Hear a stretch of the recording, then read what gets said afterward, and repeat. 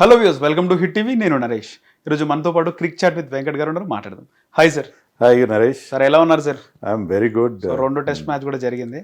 So ముందుగా ఈరోజు captain cool Mahindra Singh Dhoni గారి బర్త్డే. సో ధోని గారి ప్రత్యేకత అంటే ఏం చెప్తారు మీరు? నరేష్, ధోని ప్రత్యేకతలు చాలా ఉన్నాయి. ఫస్ట్ అండ్ ఫార్మోస్ట్ ఏంటంటే అతను చాలా ordinary lower middle class family నుంచి వచ్చాడు. వాళ్ళ ఫాదర్ ఒక పంప్ ఆపరేటర్, ఒక లేబరర్ అనుకోండి, చిన్న సైజు ఉద్యోగి, చిరుద్యోగి. ఇతను కూడా ఒక టికెట్ కలెక్టర్గా పనిచేశాడు, మనకు తెలుసు. ధోని సినిమా కూడా అందరూ చూసింటారు. సో చాలా కష్టపడి పైకి వచ్చి ఎక్కడ జార్ఖండ్లో, రాంచీలో, అంటే జార్ఖండ్ అండ్ రాంచీ వాళ్ళకి క్రికెట్లో పెద్దగా క్రికెటర్స్ రారు అక్కడి నుంచి. అలాంటి ప్లేస్ నుంచి వచ్చి అది ఇండియన్ టీంలో మొదట్లో కీపింగ్ సరిగ్గా చేసేవాడు కాదు, బ్యాటింగ్ బాగా చేస్తాడని తీసుకున్నారు అతన్ని. సో బ్యాటింగ్ ద్వారా మళ్ళీ కీపింగ్ ఇంప్రూవ్ చేసుకొని ఇండియా క్యాప్టెన్ అయ్యి ఇండియాకి 3 ఐసీసీ ట్రోఫీలు గెలిపించి పెట్టాడు. ఎవరికి అసాధ్యం కాలేదు. 3 ICC T20 world cup, one day world cup and champions trophy 3 గెలిపించి పెట్టాడు. తర్వాత ఐపీఎల్ కెప్టెన్గా కూడా చెన్నైకి 5 టైటిల్స్ గెలిపించి పెట్టాడు. సో అతని ప్రత్యేకతలు ఏంటంటే చాలా ఉన్నాయి. ఒక ఫినిషర్గా అతని లాంటి ఫినిషర్ మనకి కనబడు. గేమ్స్ గ్రేటెస్ట్ ఫినిషర్ అని చెప్తారు అతన్ని. ఎందుకంటే మీరు మంచి ప్లాట్ఫామ్ క్రియేట్ చేస్తే, ఒకప్పుడు సచిన్లు, తర్వాత కోహ్లీలు మంచి ప్లాట్ఫామ్ క్రియేట్ చేస్తే దాన్ని బ్రహ్మాండంగా ఫినిష్ చేయడం, ముఖ్యంగా వైట్ బాల్ క్రికెట్లో, అది అతని ప్రత్యేకత. అండ్ కెప్టెన్గా అతను కూల్గా ఉండి చాలా టఫ్ సిచ్యుయేషన్స్లో మనకి విజయాలు అందించడం. అతను ఒక మేనేజ్మెంట్ ట్రైనీస్ ఉంటారు కదా, మేనేజ్మెంట్ నేర్చుకున్నారు. సో ఎట్లా టీంని మ్యాన్ మేనేజ్మెంట్ ఎట్లా చేయాలి, తర్వాత టఫ్ సిచ్యుయేషన్స్లో కూల్గా ఎలా ఉండాలి అనే దానికి అతను ఒక మేనేజ్మెంట్ లెసన్. అతను సైకాలజీలో, మేనేజ్మెంట్లో సంబంధించిన లెసన్ అది. సో కూల్గా మనం డీల్ చేయాలి, ఎంత టఫ్ సిచ్యుయేషన్ అయినా ప్రెషర్ని అంతా తట్టుకొని కూల్గా డీల్ చేయాలని చెప్పి. సో అతను లాంజివిటీ ఇన్ ద గేమ్. అతనికి 43 ఏళ్ళు వస్తున్నాయి, ఇంకా ఐపీఎల్ ఆడుతున్నాడు, ఫిట్నెస్ మెయింటైన్ చేసుకుంటాడు. సో ఏ రకంగా చూసుకున్నా ధోని ఒక రోల్ మోడల్ ఫర్ యంగ్స్టర్స్. అంటే మీ బ్యాక్గ్రౌండ్ ఏదైనా కావచ్చు, మీరు ఎక్కడి నుంచి రావచ్చు, కానీ మీరు ఉన్నత శిఖరాలు అధిరోహించవచ్చు. ధోని ఒక గ్రేటెస్ట్ ఎగ్జాంపుల్. మీరు అన్నట్టు ఆయన చాలా మంచి ఫినిషర్ సార్. ఆయన గేమ్ని అంటే ఏ విధంగా ఉన్నా కూడా దాన్ని అనుకూలంగా మలుచుకొని ఈజీగా తున్నప్రాయంగా అంటారా, అది చాలా నీట్గా ఫినిష్ చేస్తారు. సో అలాంటి క్రికెటర్ని మీరు అంటే వేరే క్రికెటర్ని చూసారా? అలాంటి క్రికెటర్ని ఆ విధంగా ఫినిష్ చేసే క్రికెట్ అంటే ఒకటి, ఇప్పుడు ధోని గురించి కానీ, లేకపోతే సచిన్ గురించి, కోహ్లీ, ఇలాంటి వాళ్ళ గురించి మనం మాట్లాడినప్పుడు వాళ్ళతో ఎవరిని పోల్చలేం. రైట్. ఇండియన్ క్రికెట్ అంటే ఒకప్పుడు నుంచే మీరు చూస్తున్నప్పుడు నుంచి చాలా మంది ఉండొచ్చు, కానీ మా జనరేషన్కి సచిన్, తర్వాత ధోని, ఇప్పుడు కోహ్లీ అరుదుగా ఉంటారు కదా సార్ ఇలాంటి వాళ్ళు? అరుదుగా ఉంటారు క్రికెట్. ఇప్పుడు అంటే ఇప్పుడు Bumrah, we can also say Bumrah. రేపొద్దున we can say about Shubman Gill, Rishabh Pant, వీళ్ళ గురించి కూడా అలాగే మాట్లాడు. ఇండియన్ క్రికెట్లో ఏంటంటే ఒక సూపర్ స్టార్ తర్వాత ఇంకో సూపర్ స్టార్ ఎమర్జ్ అవుతున్నాడు. మీరు చూడండి, ముందు సునీల్ గవాస్కర్ తర్వాత మనకి సునీల్ గవాస్కర్ రిటైర్ అయిన సచిన్ టెండూల్కర్ వచ్చాడు, రాహుల్ ద్రావిడ్ వచ్చాడు, తర్వాత ధోని వచ్చాడు, విరాట్ కోహ్లీ వచ్చాడు. Next we are seeing the next crop of superstars in Bumrah, Shubman Gill, Rishabh Pant, ఇలాంటి వాళ్ళు కూడా బాగా ఎమర్జ్ అవుతున్నారు, యశస్వి జైస్వాల్. సో ఇండియన్ క్రికెట్లో సూపర్ స్టార్స్ మంచి అంటే లెజెండరీ ఫిగర్స్, ఐకానిక్ స్టార్స్ అనేవాళ్ళు మనకి ఆ కంటిన్యూస్ సప్లై అనేది మనం చూస్తున్నాం. సో కపిల్ దేవ్ గారి తర్వాత చాలా గ్యాప్ ఉండే కదా సార్, సచిన్ గారు వచ్చే వరకు కూడా కంటిన్యూస్గా వస్తున్నారు. Kapil and Sachin played together. Kapil Dev end of his కెరియర్లో సచిన్ టెండూల్కర్ ఎంటర్ అయ్యాడు. సో కపిల్ ఫేడ్ అవుట్ అవడం, సచిన్ ఎమర్జ్ కావడం ఆల్మోస్ట్ సైమల్టేనియస్గా జరిగింది. సచిన్ టెండూల్కర్ వచ్చిన రోజుల్లో ఎట్లుండే సార్ ఆయన ఎంట్రీ ఇచ్చినప్పుడు? ఆయన ఎప్పుడు బాగా హైలైట్ అయ్యిండు? సచిన్ టెండూల్కర్ కెరియర్ అసలు ఆర్డినరీగా స్టార్ట్ అయింది. ఫస్ట్ టెస్ట్ మ్యాచ్లో 15 రన్స్ చేశాడు సచిన్ టెండూల్కర్. అది పాకిస్తాన్లో వసీం అక్రమ్, వకార్ యూనస్ కూడా సచిన్తో పాటే డెబ్యూ చేశాడు. సో అతను మెల్లగా స్టార్ట్ అయ్యాడు. ముఖ్యంగా వన్డే క్రికెట్లో అతను 70 మ్యాచ్లు ఆడినంత వరకు ఒక సెంచరీ కూడా లేదు. మంచి మ్యాచ్లో మంచి స్కోర్లు చేస్తున్నాడు, కానీ 70 మ్యాచ్ల తర్వాత అతనికి ఓపెనింగ్ చేస్తాను నేను. సిద్ధుకి ఇంజరీ అయింది సడన్గా, మ్యాచ్ రోజున సిద్ధు ఇంజర్డ్ అయితే నేను ఓపెనింగ్ ట్రై చేస్తాను. ఓపెన్ చేసి న్యూజిలాండ్లో 84 రన్స్ చాలా ఫాస్ట్గా చేశాడు. ఒక 40 బాల్స్లో ఎంతో 84 చేశాడు. అక్కడి నుంచి అతను ఓపెనర్గా ఎమర్జ్ అయిన తర్వాత అతనికి 1 డేస్లో 49 సెంచరీ చేయడం. టెస్ట్ మ్యాచ్లో కూడా సెంచరీ 16 ఏళ్ళకి ఎంటర్ అయినా అతనికి 18 ఏళ్ళప్పుడే ఇప్పుడు సెంచరీ వచ్చింది. అక్కడి నుంచి అక్కడ 51 సెంచరీలు చేయడం. సో సచిన్ టెండూల్కర్ ఒక్కసారిగా బ్రహ్మాండమైన, బట్ అతని పొటెన్షియల్, అతని ప్రామిస్ అనేది మనకు తెలుసు.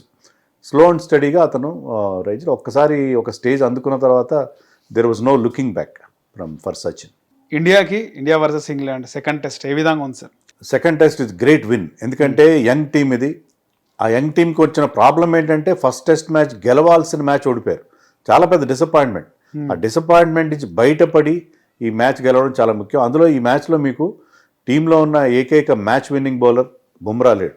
బుమ్రా లేకుండా ఆకాశ్దీప్ని తీసుకుని సిరాజ్ ఫస్ట్ మ్యాచ్లో పెద్ద గొప్ప బౌలింగ్ చేయలేదు, జడేజా మంచి బౌలింగ్ చేయలేదు, ప్రసిద్ధ్ కృష్ణ వెంట for lot of runs. So మన బౌలింగ్ ఎలా ఉంటుంది ఏంటి పరిస్థితి, ఒక అయోమయమైన పరిస్థితిలో మన టీం వెళ్ళింది. అయినా కూడా మన టీం అంత బాగా బ్యాటింగ్ చేయాలి. Shubman Gill led from the front. Shubman Gill గొప్పతనం ఏంటంటే ఇంతవరకు అతనికి ఇంగ్లాండ్లో సరైన రికార్డ్ లేదు, అవుట్ సైడ్ ఇండియా సరైన బ్యాటింగ్ రికార్డ్ లేదు, మనం గతంలో కూడా మాట్లాడుకున్నాం. రైట్. కానీ ఇప్పుడు అతను క్యాప్టెన్సీ భారం వేసిన తర్వాత కొంతమంది ఈవెన్ గ్రేట్ సచిన్ టెండూల్కర్ కూడా క్యాప్టెన్గా అతను బాగా పర్ఫామ్ చేయలేకపోయాడు. క్యాప్టెన్సీ లేకపోతే అతను బాగా ఆడేవాడు. సో క్యాప్టెన్సీ కొంతమందికి బర్డెన్ అవుతుంది, కొంతమందికి అది చాలా క్యాప్టెన్సీ ఎంజాయ్ చేస్తారు. Virat Kohli is another example. Virat Kohli కూడా ఫస్ట్ 2 టెస్ట్లో సెంచరీస్ చేశాడు క్యాప్టెన్గా. అలాగే శుభ్మన్ గిల్ కూడా ఈ మ్యాచ్లో ఫస్ట్ ఇన్నింగ్స్లో 269 చేయడం, సెకండ్ ఇన్నింగ్స్లో 161 చేయడం, ఎక్స్ట్రాడినరీ పర్ఫార్మెన్స్ అతని నుంచి. అలాగే ఆకాశ్దీప్ ఫస్ట్ టెస్ట్ మ్యాచ్లో ఆడించలేదు, కానీ ఇక్కడ ఇంగ్లాండ్లో ఫస్ట్ టైం ఆడుతూ అతను 10 వికెట్లు తీయడం. అండ్ సిరాజ్ ఫస్ట్ ఇన్నింగ్స్లో 6, సెకండ్ ఇన్నింగ్స్లో 1 వికెట్, 7 వికెట్లు తీయడం. సో మనకి మంచి మంచి స్టార్స్ ఎమర్జ్ అయ్యారు. ఈవెన్ రిషబ్ పంత్ పర్ఫార్మెన్స్ కానీ, జడేజా బోత్ ఇన్నింగ్స్లో ఈ scored good runs. And KL Rahul, Yashasvi Jaiswal, అందరి కాంట్రిబ్యూషన్ ఉంది. సో డెఫినెట్లీ చాలా చాలా స్వీట్ విన్. ఎందుకంటే ఎడ్జ్బాస్టన్లో మనం ఎప్పుడు గెలవలేదు. అక్కడ 8 టెస్టులు ఆడితే గతంలో 7 టెస్ట్ మ్యాచ్లు ఓడిపోయాం. సో 9వ టెస్ట్ మ్యాచ్లో మనం అక్కడ ఒక రేర్ విన్, ఎందుకంటే అది ఎప్పుడు కూడా మనకి అచ్చిరాని గ్రౌండ్ అది. అలాంటి గ్రౌండ్లో మనం గెలవడం అనేది యంగ్ టీంతో, చాలా చాలా యంగ్ టీం, ఎవరికి పెద్ద ఎక్స్పీరియన్స్ లేదు అక్కడ. అలాంటి టీంతో గెలవడం నిజంగా it was a great victory. అలాగే ఆకాశ్దీప్ 10 వికెట్స్ కోసం మాట్లాడుకోవాలి సార్. యా, ఎలా అనిపించింది మీకు? ఆకాశ్దీప్ని ఫస్ట్ టెస్ట్లో ఆడించకపోవడం చాలా పెద్ద మిస్టేక్ యాక్చువల్లీ.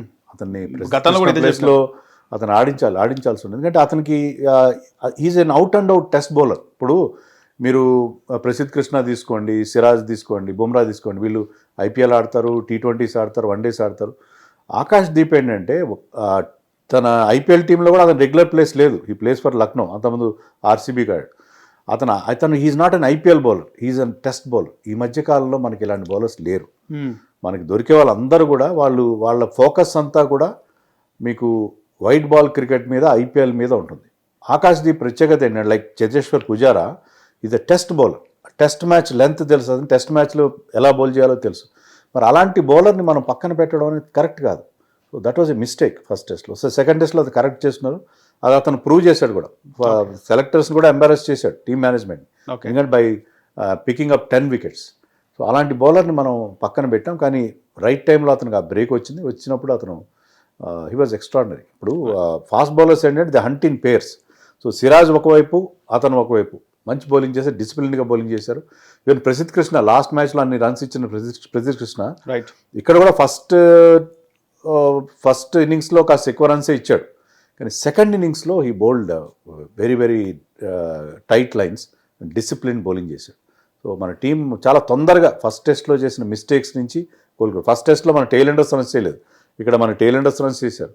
తర్వాత బౌలింగ్ బెటర్ అయింది, క్యాచ్లన్నీ పట్టుకున్నారు, మంచి క్యాచ్లు పట్టుకున్నారు. ఒక్క క్యాచ్ కూడా డ్రాప్ కాలేదు. నాకు తెలిసైతే ఒక చెప్పుకోదగ్గ క్యాచ్ అయింది, డ్రాప్ కాలేదు. లాస్ట్లో ఒక క్యాచ్ డ్రాప్ అయింది బై సిరాజ్, అది మినహాయిస్తే. సో ఫస్ట్ టెస్ట్లో చేసిన మిస్టేక్స్ నుంచి తొందరగా వాళ్ళు నేర్చుకొని they won the match for us. Right. అలాగే Edgbaston test victory after 68 years. ఎలా చూస్తారు? అదే అంటే ఇప్పుడు మనం 8 టెస్టుల్లో 7 టెస్టులు ఓడిపోయాం, 1 డ్రా చేసుకున్నాం. ఎప్పుడు గెలవని చోట్ల మనం గెలుస్తున్నాం. మనం 2008లో పర్త్లో గెలిచాము, తర్వాత 58 ఏళ్ల తర్వాత బ్రిస్బెయిన్లో మనం 2021లో గెలిచాం. లాస్ట్ ఇయర్ మనం సౌత్ ఆఫ్రికా కేప్ టౌన్లో గెలిచాం. అండ్ ఇప్పుడు ఇక్కడ ఎడ్జ్బాస్టన్లో మనం ఇంతవరకు ఎప్పుడు గెలవని చోట 1967 నుంచి ఆడుతున్నాం. అక్కడ 8 టెస్టులు ఎప్పుడు మనకి విజయం దక్కలేదు. అక్కడ ఎప్పుడు కూడా అది బౌలర్ ఫ్రెండ్లీగా ఉంది. ఇక్కడ ఫ్లాట్ వికెట్ ఉంది, no doubt, wicket was very flat. కానీ అదే వికెట్ మీద ఇంగ్లాండ్ వాళ్ళు బ్యాటింగ్ చేయలేకపోయారు. వాళ్ళ గ్రేట్ బ్యాట్స్మెన్ జో రూట్ కూడా పెద్దగా రన్స్ చేయలేదు. వాళ్ళ టాప్ 3 ముగ్గురు ఫెయిల్ అయ్యారు. Only Jamie Smith and Harry Brook తప్పిస్తే వాళ్ళు మిగతా బ్యాట్స్మెన్ వాళ్ళకి కూడా ఫెయిల్ అయ్యారు. కానీ అలాంటి పిచ్ మీద అక్కడే ఆకాష్దీప్ గ్రేట్నెస్ కానీ సిరాజ్ గ్రేట్నెస్ కానీ మనం చెప్పుకోవాలి. ఫ్లాట్ పిచ్ మీద గిల్ రన్స్ చేయడం, పంత్ రన్స్ చేయడం అది పెద్ద గొప్ప కాదు. గొప్ప కాదంటే దానికంటే కూడా this performance by Akashdeep and Siraj is more and more important. ఇంగ్లాండ్లో కూడా క్రిస్ వోక్స్ చాలా ఎక్స్పీరియన్స్ బౌలర్, మిగతా బౌలర్స్ కూడా వాళ్ళకి ఇంగ్లీష్ కండిషన్స్ బాగా తెలిసిన bowlers. Ben Stokes is a very good bowler. వాళ్ళెవ్వరూ అక్కడ రాణించని పరిస్థితిలో మన బౌలర్స్, ఇంగ్లాండ్లో ఫస్ట్ టైం ఆడుతున్న ఆకాష్దీప్, ఇంగ్లాండ్లో పెద్దగా ఎక్స్పీరియన్స్ లేని సిరాజ్, వాళ్ళు మంచి బౌలింగ్ చేసి వాళ్ళిద్దరే 17 వికెట్లు తీసి టీంని గెలిపించడం అంటే నిజంగా ఎక్స్ట్రాడినరీ పర్ఫార్మెన్స్. సార్ అలాగే Suman Gill batting and captaincy గురించి మాట్లాడుకోవాలి సార్. మీకు ఏమనిపించింది? Is just 25 years old. Shubman Gill వయసు 25 సంవత్సరాలు మాత్రమే. కానీ 25 ఏళ్ల వయసులో అతను చాలా మెచ్యూర్డ్ క్రికెటర్. సో అతనికి పెద్దగా ఎక్స్పీరియన్స్ లేదు. కొత్త ప్లేయర్స్ అందరూ చాలా యంగ్స్టర్స్ ఉన్నారు. ఇంగ్లాండ్లో మొట్టమొదటిసారి క్యాప్టెన్సీ చేస్తున్నాడు. అయినా సరే అతను చాలా తొందరగా ఎదిగి వచ్చాడని చెప్పాలి మనకి. ముఖ్యంగా ఇంగ్లాండ్లో అతను హైయెస్ట్ స్కోర్ 3 టెస్ట్ మ్యాచ్లు ఆడాడు గతంలో. ఇంగ్లాండ్లో హైయెస్ట్ స్కోర్ 28. కానీ కెప్టెన్గా ఫస్ట్ టైం అక్కడ ఆడిన 4 ఇన్నింగ్స్లో 3 సెంచరీలు చేశాడు. అందులోనూ ఈ టెస్ట్ మ్యాచ్ ఎడ్జ్బాస్టన్లో ఈ స్కోర్డ్ 430 రన్స్. ఒక టెస్ట్ మ్యాచ్లో ఇన్ని రన్స్ చేయడం సెకండ్ బెస్ట్. అది 456 రన్స్ చేశాడు గ్రామ్ గూచ్ అగేన్స్ట్ ఇండియా 1990లో. 333 అండ్ 123 చేశాడు. 456 runs in a single test match by single batsmen. 456 runs అనేది ఒక టీమ్ స్కోర్ ఉంటుంది. అలాంటిది ఒక 430 రన్స్ అతను చేయడం అంటే అతని టెంపర్మెంట్, అతని హంగర్ ఫర్ రన్స్, అతని ఫిట్నెస్, అతని పట్టుదల కెప్టెన్గా టీంని. ఎందుకంటే టీంలో బౌలింగ్ అంత స్ట్రాంగ్గా కనబట్టలేదు. బ్యాటింగ్ బాగా చేయాలి, బ్యాటింగ్ ద్వారా మనం match we have to bat England out of this match అనే ఒక విల్ పవర్తో అతను ఆడిన ఇన్నింగ్స్ 2 ఇన్నింగ్స్లో నిజంగా ఫినామినల్. నిజంగా పర్టికులర్లీ ఈ మ్యాచ్లో, లాస్ట్ మ్యాచ్లో కూడా సెంచరీ చేశాడు. కానీ ఈ మ్యాచ్లో అతను ఆడిన 2 ఇన్నింగ్స్ మాత్రం ఎక్స్ట్రాడినరీ పర్ఫార్మెన్స్. అండ్ క్యాప్టెన్సీ కూడా మీరు అడిగారు.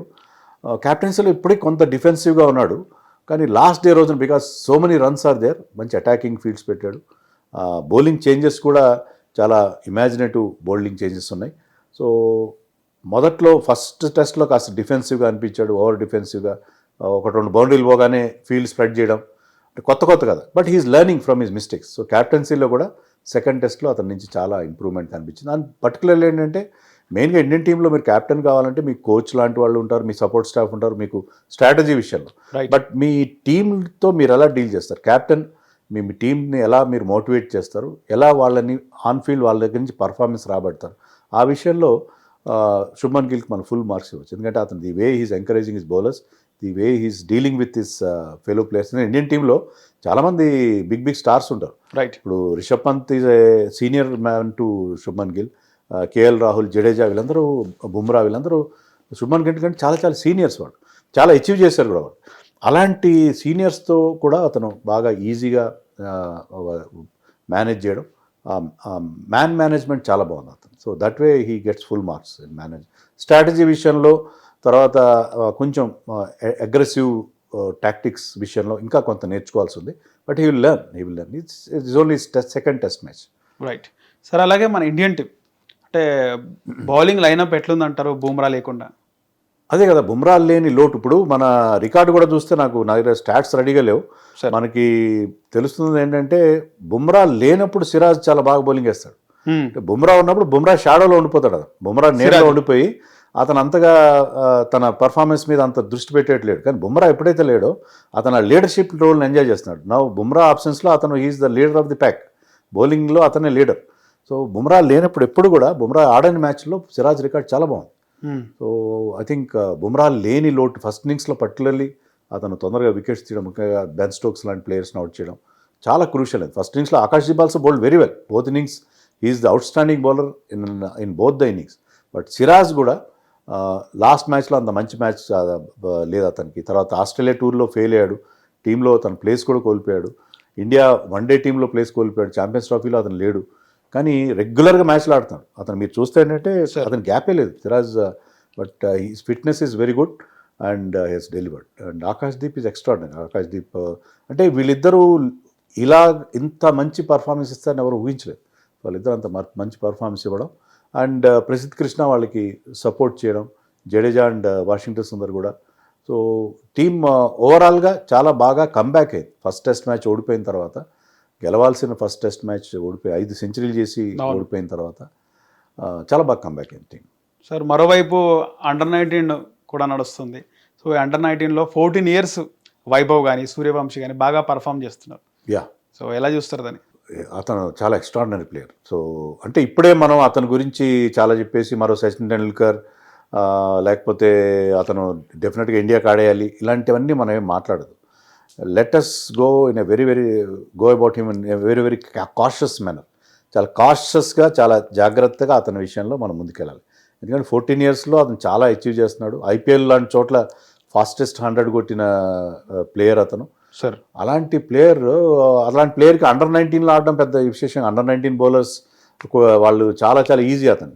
సో అక్కడ అతను బ్రహ్మాండంగా రెచ్చిపోయి ఆడుతున్నాడు. బట్ అతను ఇప్పుడే మనం బ్రహ్మరథం పట్టేసి ఆకాశానికి ఎత్తేస్తే చాలా డ్యామేజ్ జరుగుతుంది. 14 yearsలో చాలా ఇంప్రెషనబుల్ ఏజ్ అది.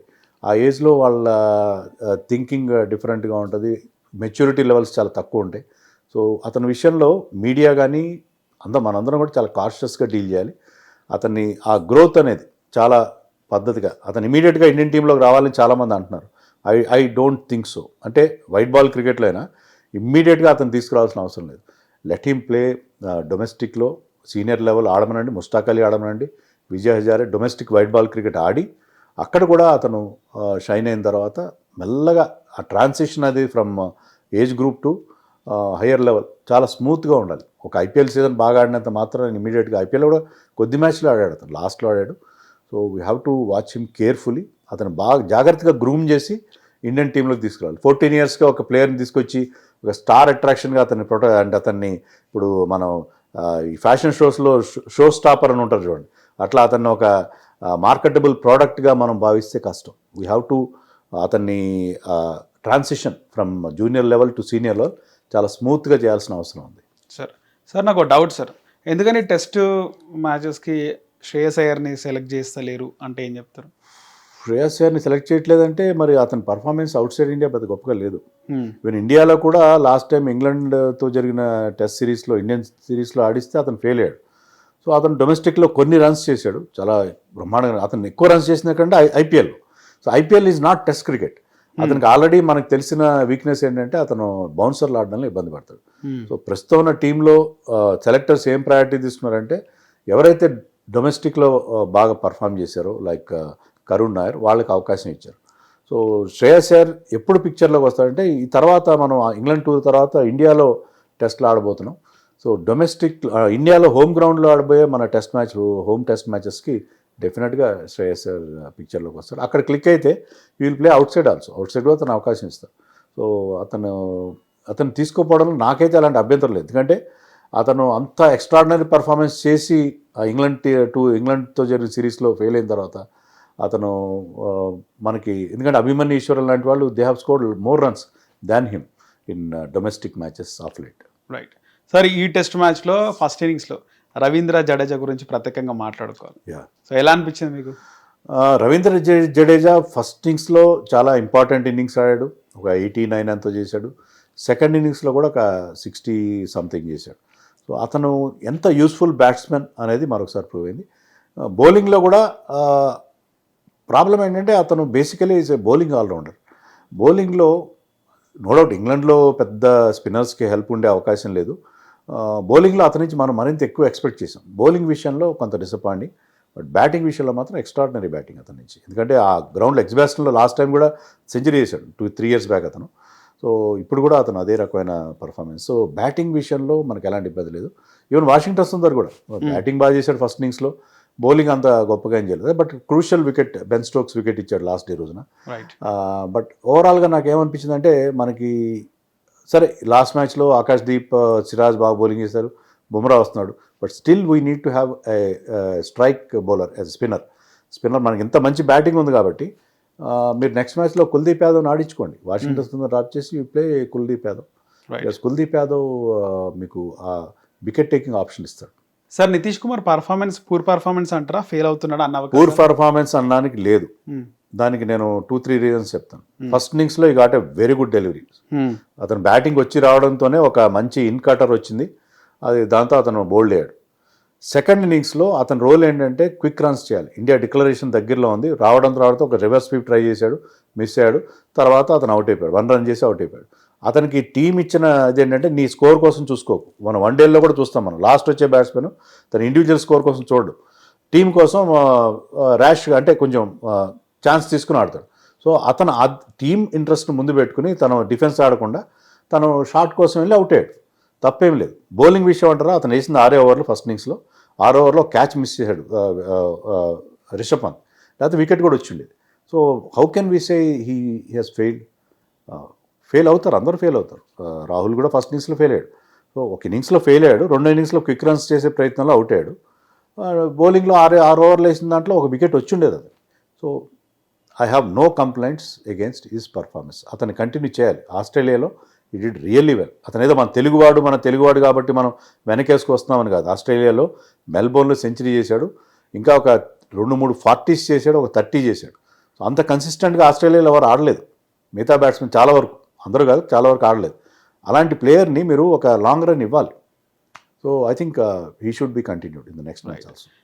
టీసీపీ సిరాజ్ మియా బౌలింగ్లో అదరగొట్టాడు అంటారా సార్? బ్రహ్మాండంగా ఆడాడు. ఎందుకంటే అతను లాస్ట్ టెస్ట్ మ్యాచ్లో డిసప్పాయింటింగ్ రన్స్ ఎక్కువ ఇచ్చేయడం, డిసిప్లిన్ లేకపోవడం, దాని నుంచి అతను చాలా బాగా కంబ్యాక్ అయ్యాడు.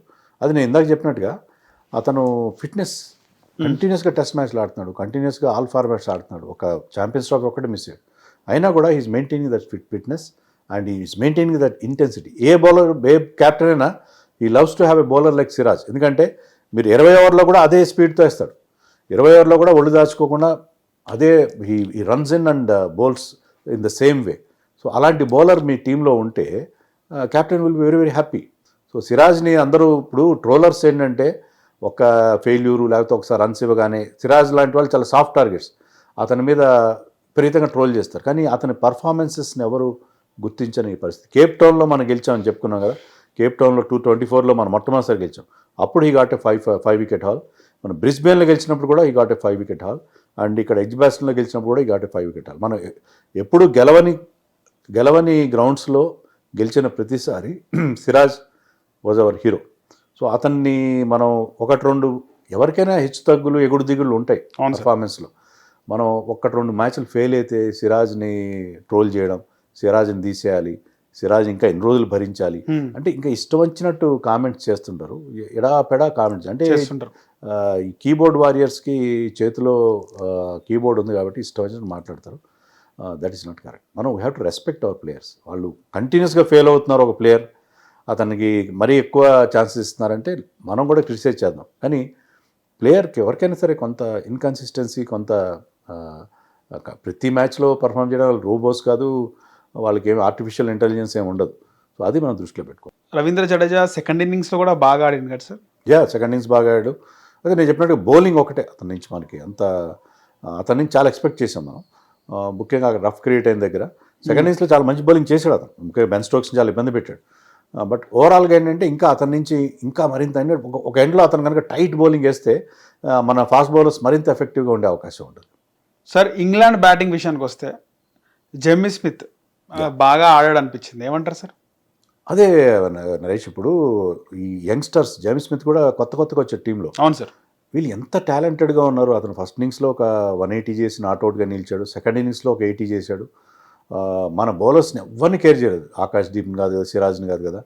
ఎంత టాలెంటెడ్ ప్లేయర్స్. అలాగే not to forget Harry Brook కూడా ఎక్స్ట్రాడినరీ టాలెంట్, క్లాస్ ప్లేయర్ అతను. Next big thing in international cricket along with Shubman Gill, Yashasvi Jaiswal, వీళ్ళందరితో పాటు మనం ఎప్పుడు కూడా హ్యారీ బ్రూక్ని గుర్తుపెట్టాం. అండ్ జేమీ స్మిత్ కూడా కీపింగ్ చేస్తున్నాడు. ఇప్పుడు is not a great keeper. అవును సార్.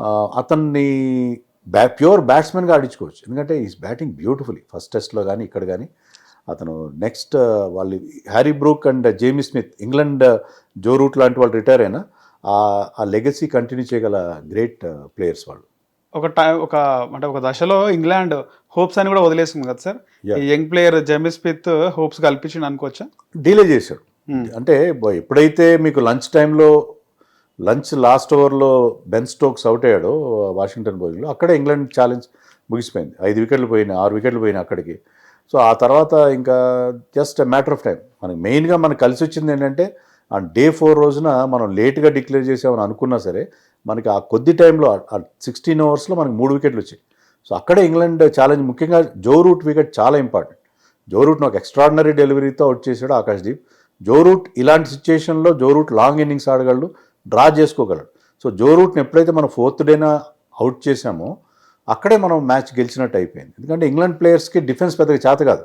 బ్యాస్ బాల్ ఆడి బ్రహ్మాండంగా షాట్లు కొట్టమంటే కొడతారు, కానీ 6 గంటల పాటు లాస్ట్ డే ఒక ఫుల్ డే బ్యాటింగ్ చేయడం అనేది మిగతా బ్యాట్స్మెన్ చేత కాదు. ఆ చేతనైన ఒకే ఒక ప్లేయర్ అంటే జో రూట్. జో రూట్ ఒక ఎండ్లో ఉంటే మిగతా వాళ్ళు కంటిన్యూ చేసి డ్రా వైపు వెళ్ళి ఉండేవారు. కానీ జో రూట్ని మనం ఎప్పుడైతే 4th రోజున సాయంత్రమే లాస్ట్లో అవుట్ చేసామో అక్కడ అవి 100 టెస్ట్ మ్యాచ్ అని చెప్పాలి. సార్ నాకు డౌట్ సార్, ఎందుకు టెస్ట్ మ్యాచెస్లో బౌలర్స్ యార్కర్లు వేయరా సార్? వేయకూడదా, లేకపోతే వాంటెడ్లీ వేయరా? యార్కర్స్ అంటే టెస్ట్ మ్యాచ్లో బ్యాట్స్మెన్ డిఫెన్సివ్ యార్కర్స్ ఎప్పుడు వర్కౌట్ అవుతాయంటే బ్యాట్స్మెన్ షాట్స్ కోసం వెళ్తున్నప్పుడు బ్యాట్స్మెన్ యార్కర్ వేయబోయి మీరు మంచి అది ఫుల్ టాస్ పడింది అనుకోండి, లేకపోతే హాఫ్ వాలీ పడింది అనుకోండి, చక్కగా డ్రైవ్ చేసుకుంటారు. టెస్ట్ మ్యాచ్లో మీకు ఎక్కువ మంది ఫీల్డర్స్ బౌండరీ లైన్ మీద ఉండరు. సో అలాంటప్పుడు మీరు అలా ఇస్తే మీరు ఒక 4 బాల్ ఇచ్చినట్టే లెక్క. యార్కర్ వేయాలంటే మీకు బౌలర్ స్కిల్ కావాలి కరెక్ట్గా. అదే మీకు ఎక్కువ it takes lot out of you. బౌలర్కి ఎక్కువ శ్రమ కూడా అవుతుంది దానివల్ల. సో అతను ఎక్కువ ఓవర్ లేడు. సో టెస్ట్ మ్యాచ్లో అరుదుగా యార్కర్స్ వేస్తారు, వేరేనేం కాదు. దానికి ఆ స్పెషల్ స్కిల్ మీరు ఇఫ్ యూఆర్ 100% యాక్యురసీ ఉంటే యార్కర్స్ వేస్తారు. Prasidh Krishna tried couple of yorkers, but Ben Stokes దాన్ని జాగ్రత్తగా, Ben Stokes some other player played it very very carefully. Sir అలాగే కరుణ్ నాయర్కి ఫ్యూచర్లో ఛాన్స్ ఉంటుంది అంటారా? ఎందుకంటే 2 టెస్ట్ మ్యాచ్లో ఫెయిల్ అయినాడు, ఛాన్సెస్ ఉంటుందా ఫ్యూచర్లో? ఫెయిల్ అయ్యాడంటే నేను ఒప్పుకోను. ఎందుకంటే 20s 30s చేస్తున్నాడు అతను. 3 ఇన్నింగ్స్లో 20s 30s చేశాడు.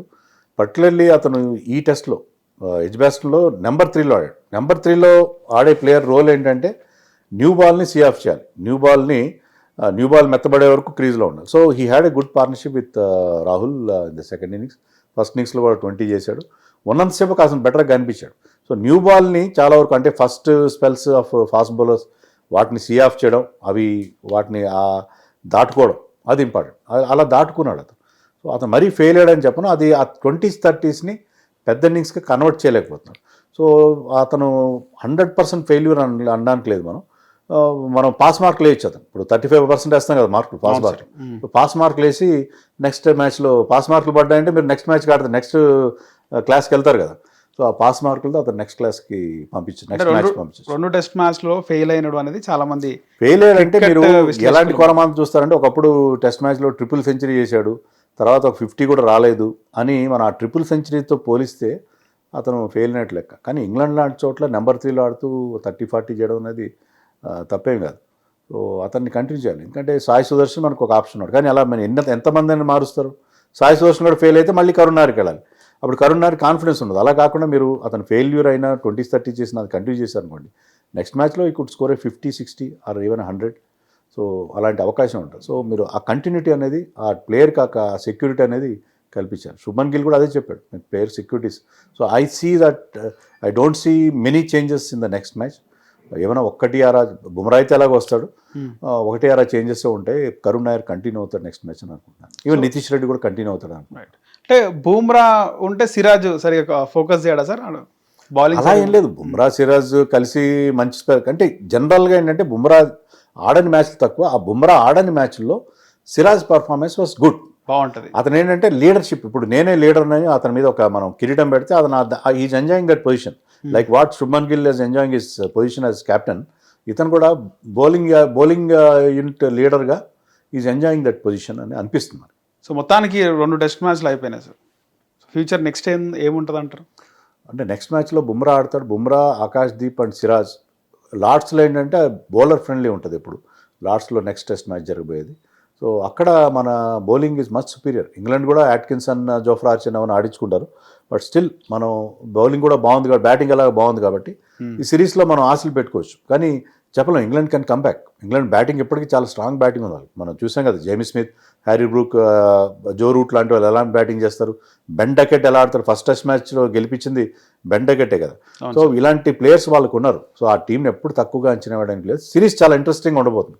1-1 అయింది కాబట్టి, ఇంత లాంగ్ సిరీస్ ఎప్పుడైతే 1-1 అయిందో remaining 3 matches will be very very interesting.